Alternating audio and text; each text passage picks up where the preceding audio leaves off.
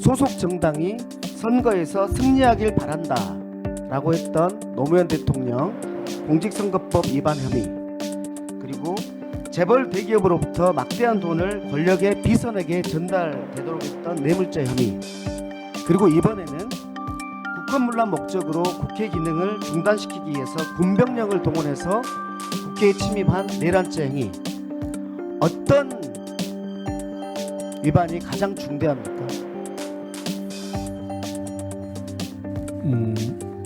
국회 선출목 헌법재판관을 대통령 권한대행이 임명하는 데 대해서 권성동 국민의힘 원내대표가 권한쟁의를 하겠다고 합니다. 혹시 들으셨습니까?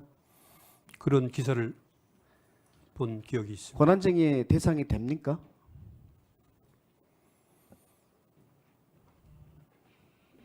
그게 저와 관련된 문제이기도 하고 또 좋습니다. 향후 권한쟁의의 대상이 되지도 않습니다. 법률적으로. 그러면 후보자에게 묻겠습니다. 헌법재판소에서는 임명 가능하다라고 밝혔습니다. 알고 계시죠? 그렇게 말씀하신 걸로 알고 있습니다. 네, 후보자의 생각도 동의하시죠? 대체로 저도 국회에서 적법한 절차를 거쳐서 선출을 한다면 대통령이나 대통령 권한 대행은 선출된 인물을 헌법재판관으로 임명하는 것이 적절하다고 생각을 하고 있습니다. 성공한 쿠데타는 처벌할 수 없다. 이 말씀 들어보셨죠? 네. 네, 어디서 나오는 말이었죠? 12.12 사건과 관련된 검찰이 불기소 처분하면서 했던 말입니다. 네. 그렇죠? 그 광주 피해자들이 전두환을 고소했을 때 검찰이 불기소하면서 성공한 쿠데타는 처벌할 수 없다 이렇게 말했습니다. 그죠? 최근에 영화가 있었는데 서울의 봄이라는 영화 보셨습니까? 부분적으로 TV에서 예, 거기에 전두광, 네. 전두광 이렇게 말을 했습니다. 실패하면 반역, 성공하면 혁명 이렇게 말했습니다. 기억나십니까 혹시? 네. 혹시 이 말들에 동의하십니까? 그 내용에 대해서 동의하기는 좀 어려울 것 같습니다. 예, 헌재에서도 5.18 특별법 위헌법률 심판에서 성공한 내란도 처벌되어야 된다. 그것이 당위성에 합치되고 정의와 정의의 관념과 형평의 원칙에 맞다. 이렇게 헌재에서도 말을 했어요. 그리고 대법원에서도 이렇게 했습니다.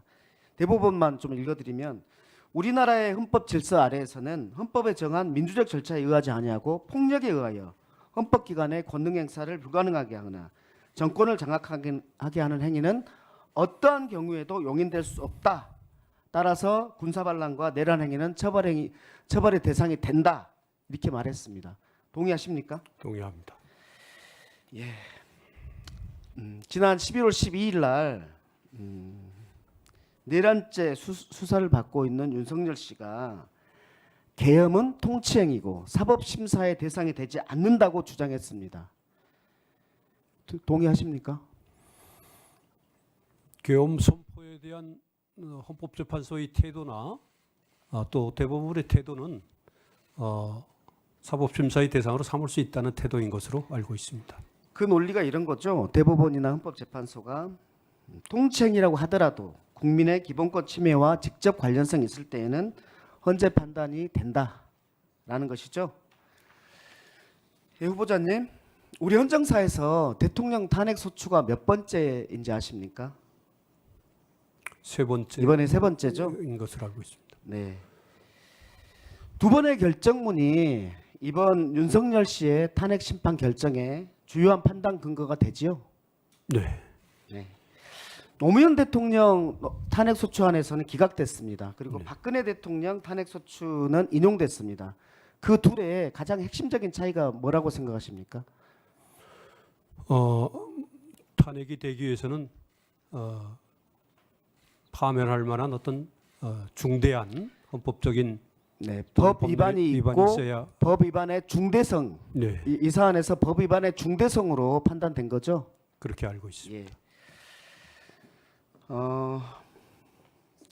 그 측면에서 봤을 때 소속 정당이 선거에서 승리하길 바란다라고 했던 노무현 대통령 공직선거법 위반 혐의, 그리고 재벌 대기업으로부터 막대한 돈을 권력의 비선에게 전달되도록 했던 뇌물죄 혐의, 그리고 이번에는 국헌문란 목적으로 국회 기능을 중단시키기 위해서 군병력을 동원해서 국회에 침입한 내란죄 행위, 어떤 위반이 가장 중대합니까?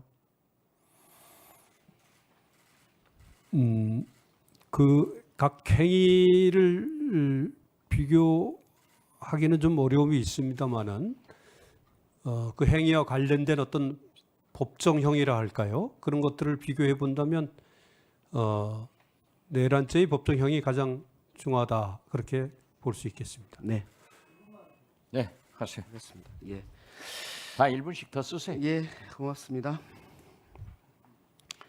박근혜 대통령 탄핵 결정문에 이런 내용이 있습니다. 피청구인이 검찰이나 특검 조사에 응하지 않고 청와대 압수수색도 거부했다. 이러한 언행을 보면 피청구인의 헌법 수호 의지가 분명하게 드러나지 않는다. 이렇게 했거든요. 그러니까 이걸 보면은 파면 대상자인 대통령의 헌법 수호 의지 결여, 이 부분도 중요한 파면 사유로 보입니다. 맞습니까? 그렇게 볼 수 있겠습니다. 예, 그렇죠. 그러면 지금 윤석열 씨가 탄핵 서류를 보냈는데 수치를 거부하고 있습니다. 국가수사본부에 소환 통보를 불응하고 있습니다.